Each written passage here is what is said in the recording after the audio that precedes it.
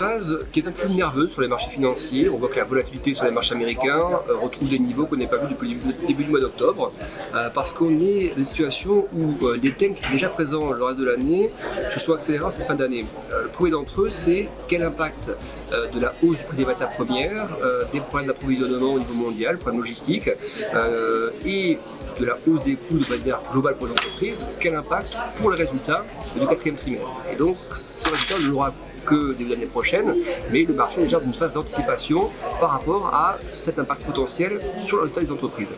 Donc c'est ça qui amène un peu de volatilité. Deuxième élément, c'est que on sait que les banques centrales vont devoir normaliser leur politique monétaire, mais la question c'est à quel rythme et quelle est leur vision de l'inflation. Et par rapport à ça, on voit que les marchés ont peut-être été un petit peu trop optimistes sur la durée du ralentissement des achats d'actifs, où en gros, les marchés pensant que ce ralentissement des mesures monétaires allait se faire peut-être sur plus d'1 an, alors que ça pourrait ne prendre que quelques mois, potentiellement fin d'année et début d'année prochaine. Donc on voit que la volatilité revient un petit peu par rapport à ça. Et puis ensuite, il y a le thème sanitaire qui s'est de nouveau réinvité sur les marchés, avec confinement en Autriche, une vague qui progresse un petit peu en Europe, et ça, le marché est aussi un petit peu obligé de l'intégrer dans sa matrice de risque. Et donc ces trois éléments-là font que les marchés, pour l'instant, se replient un petit peu, et on pourrait effectivement avoir une fin d'année un peu plus volatile que les années précédentes. Pas une grosse menace pour l'année prochaine, mais des marchés qui intègrent finalement différents éléments qu'ils avaient déjà dans le visuel, mais qui l'intègrent désormais dans leur fourchette de prix.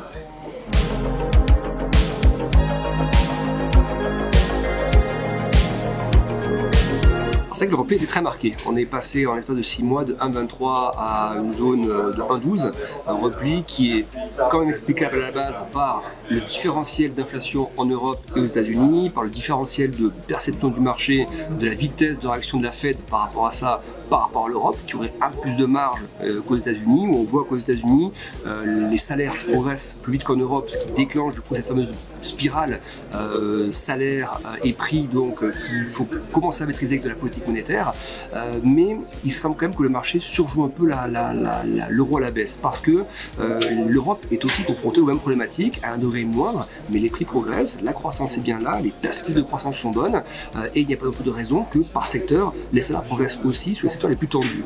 Donc il semble que la baisse soit un peu exagérée, et je pense que dans les mois qui viennent, on devrait avoir une normalisation avec un euro qui viendrait chercher des zones entre 1,15 et 1,20 $.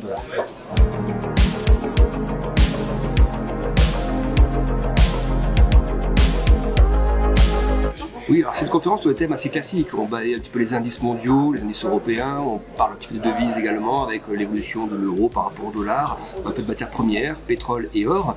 Et c'est vrai qu'il y a eu un intérêt nouveau cette année sur les questions qui ont été posées à la fin de la conférence sur les crypto-devises. Et justement une population qui n'est pas forcément celle à laquelle on s'attend.